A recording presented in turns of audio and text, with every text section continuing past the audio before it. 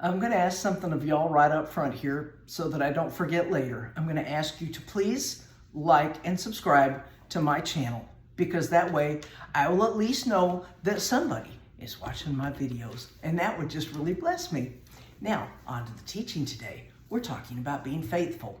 I looked up the definition or the synonyms to faithful or faithfulness, faithful, in the dictionary. Anyway, synonyms are loyal, steadfast, devout, true, devoted, and dedicated. Why did I look up these words?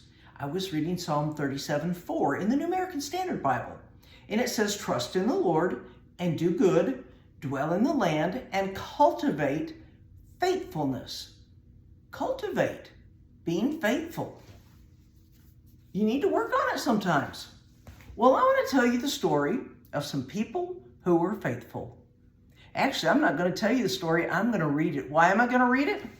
Because some of the words are just so much fun and they're repeated many times. I'm going to read from you Daniel chapter 3.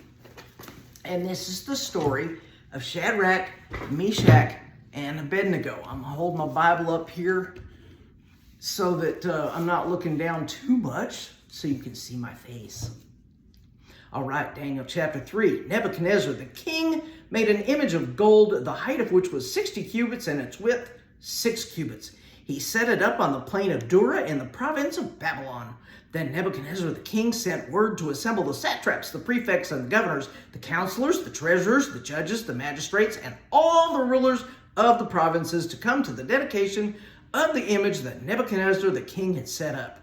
Then the satraps, the prefects, the governors, the counselors, the treasurers, the judges, the magistrates, and all the rulers of the provinces assembled for the dedication of the image that Nebuchadnezzar the king set up, and they stood before the image that Nebuchadnezzar had set up.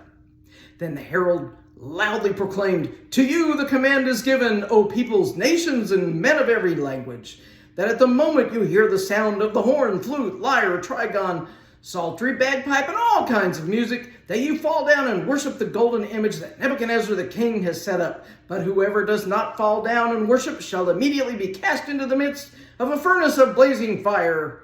Therefore, at that time, when all the peoples heard the sound of the horn, flute, lyre, trigon, psaltery, bagpipe, and all kinds of music, all the people, nations, and men of every language fell down and worshipped the golden image that Nebuchadnezzar had set up. For this reason, at that time, certain Chaldeans came forward and brought charges against the Jews. They responded and said to Nebuchadnezzar the king, "O king, live forever. You yourself, O king, have made a decree that every man who hears the sound of the horn, flute, lyre, trigon, psaltery, and bagpipe, and all kinds of music, is to fall down and worship the golden image." I just love all those words of the different kinds of music. I just think they're fun to say. Anyway, but whoever does not fall down and worship shall be cast into the midst of a furnace of blazing fire. There are certain Jews whom you have appointed over the administration of the province of Babylon, namely Shadrach, Meshach, and Abednego. These men, O king, have disregarded you. They do not serve your gods or worship the golden image which you have set up. Then Nebuchadnezzar, in a rage and anger, gave orders to bring Shadrach, Meshach, and Abednego. Then these men were brought before the king. Nebuchadnezzar responded and said to them, "Is it true, Shadrach, Meshach, and Abednego, that you do not serve my gods or worship the golden image that I have set up? Now, if you are ready at the moment you hear the sound of the horn, flute, lyre, trigon, psaltery, and bagpipe, and all kinds of music, to fall down and worship the image that I have made, very well.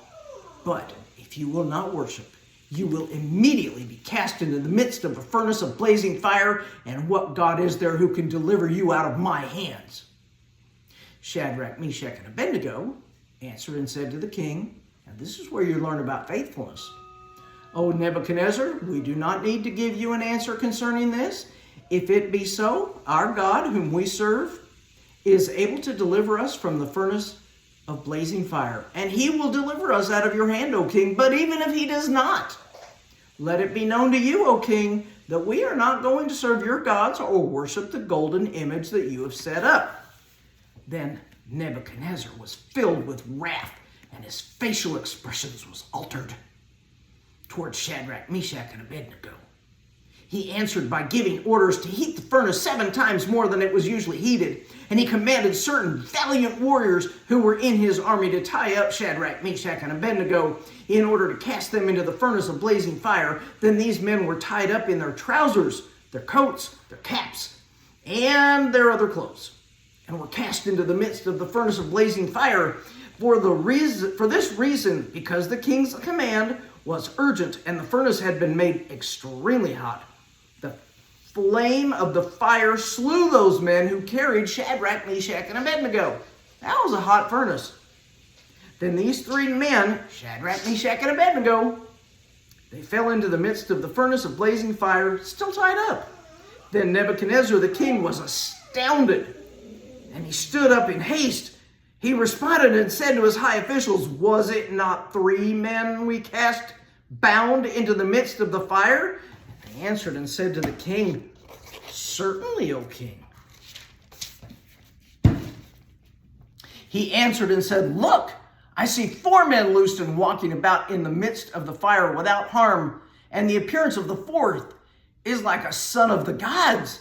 Then Nebuchadnezzar came near to the door of the furnace of flaming fire. He responded and said, "Shadrach, Meshach, and Abednego, come out, you servants of the Most High God, and come here." Then Shadrach, Meshach, and Abednego came out of the midst of the fire.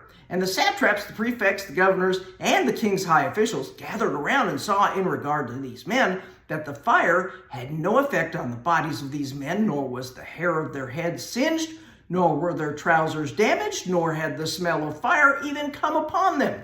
Nebuchadnezzar responded and said, "Blessed be the God of Shadrach, Meshach, and Abednego, who has sent his angel and delivered his servants who had put their trust in him, violating the king's command, and yielded up their bodies so as not to serve or worship any god except their own God.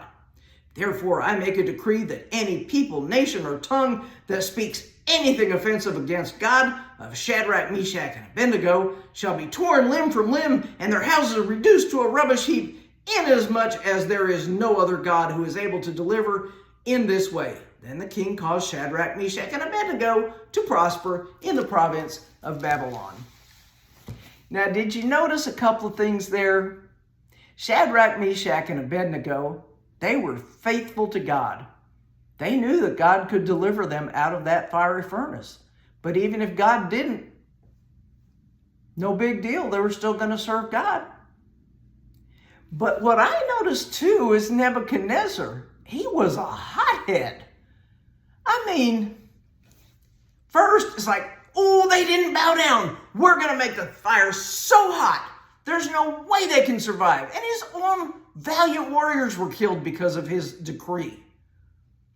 But Shadrach, Meshach, and Abednego weren't. But then when Shadrach, Meshach, and Abednego were not hurt in the fiery furnace and they come out, all of a sudden Nebuchadnezzar does this about face and he says, you have to worship the God of Shadrach, Meshach, and Abednego and don't speak against him. He was changeable. I don't think Nebuchadnezzar was a very faithful person. Do you? Now, let me ask you a question. Are you faithful? Are you faithful to God? Or are you changeable? Do you change with the wind? Or do you stick with what the Word of God says? I ask you these questions to challenge you, yes, and to encourage all of us to be faithful to God, to not change with the wind, no matter what anybody else says, whether we're popular or not, whether people flock to us because we're different, or whether they turn away. Be faithful to God.